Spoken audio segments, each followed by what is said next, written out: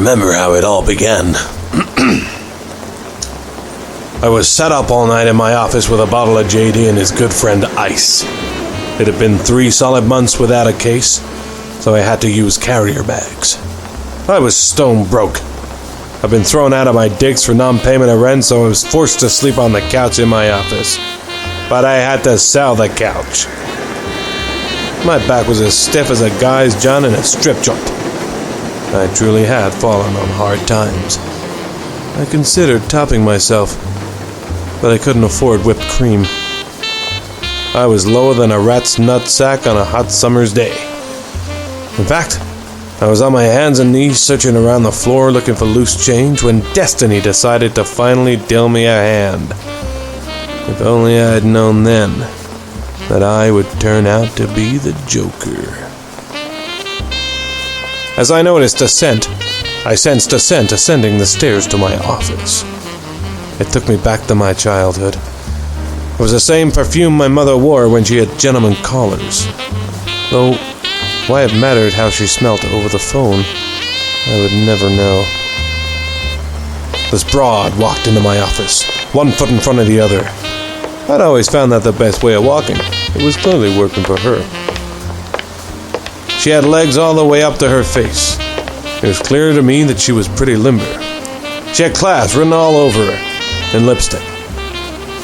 I stood to take her in. She stood in the doorway with the cool confidence of a woman that knows she put on the right pair of panties that morning. She lit her cigarette and dragged down hard.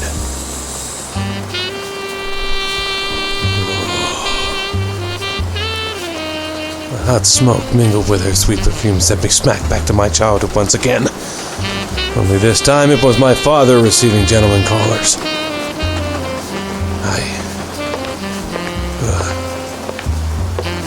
I was pulled out of this nightmare as she slinked past me to my desk to sit in my chair. I didn't have the heart to tell her that the springs had gone.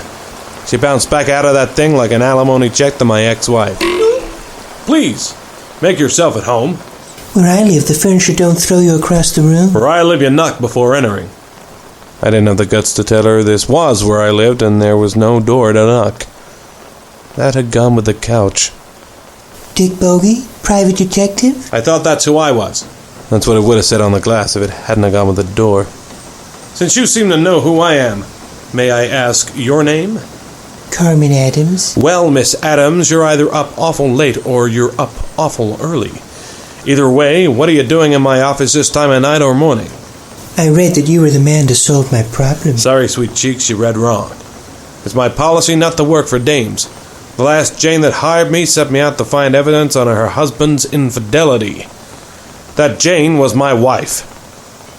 Things have been cold between us ever since. What? I don't understand. How did you not know? Not now, dollface. That's another tale for another time, another dime. Now, get out of my office. I got important work to do. Such as? Well, for a start, I need to get this spring out of my eye and back into that chair. Thanks, by the way. But you haven't heard what I came here to say. I haven't come to you with an infidelity case. I've come to you because I'm in fear of my life. All right. You got my attention. Now, please, let go of my balls. I was surprised that a woman of such strength needed the protection of a man like me. But she certainly made a convincing argument. She went over to the window, took a long drag from her cigarette, and stared keenly out over the city. You see, Detective, my stew has always been tough. My mother had told me to always leave it in the pot a little longer, but I guess I've always been an impatient kind of gal. I guess you're a lady that always gets what you want? You could say that. I just did. You can say that again.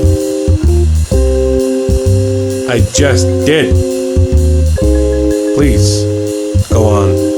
Don't beat around the bush. You men are all the same. Leave my bush out of this. I'm sorry. I didn't mean to be insensitive. I did mean to be insensitive.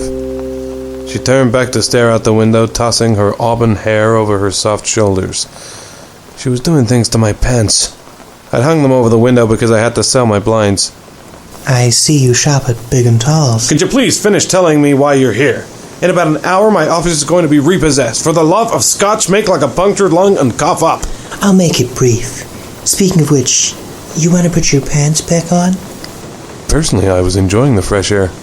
But sometimes you gotta make like a squirrel. As I was saying, I'm not much of a cook, but I do my best. I'd spent all day slaving away in the kitchen preparing a feast fit for a king. You see, today was the day my husband was due to get his promotion. He had devoted his entire life to his job and was finally getting the respect he deserved. I'm sorry I didn't catch what your husband does. Oh, he works for a money-lending firm? His name's Solly Adams. Solly Adams? The name rung a bell. The bell to my office. The day he came to tell me he was going to repossess my desk.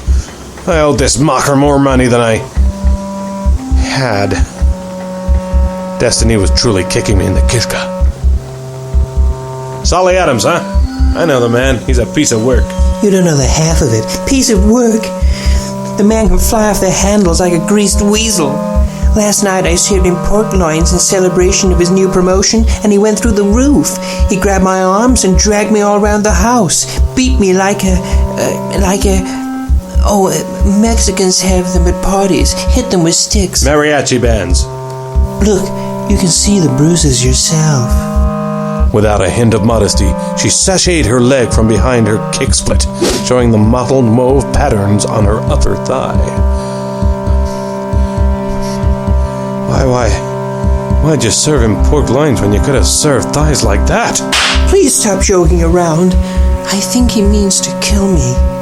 I just managed to escape from his clutches last night when he left me strewn on the bed, ready for a fixing. I knew I had to get the hell out of Dodge. I took my chance when he went to the washroom, and I ran as fast as I could out of the house and grabbed the first cab I could find and got the driver to take me to the nearest motel. My, that was quite a mouthful. Funny, that's just what the motel owner said when I couldn't pay for the room. Yikes. I went to the nearest payphone initially to phone the bank, but your card caught my eye. They do have sharp edges. Found it in a phone booth. I knew I shouldn't have got my cards printed at the same place as Big Betty Boo Boos. So why'd you come to me? I need your protection, Dick Bogey. But just like me, it won't be easy. It's fine, baby doll. It may be hard, but that's when I do my best work.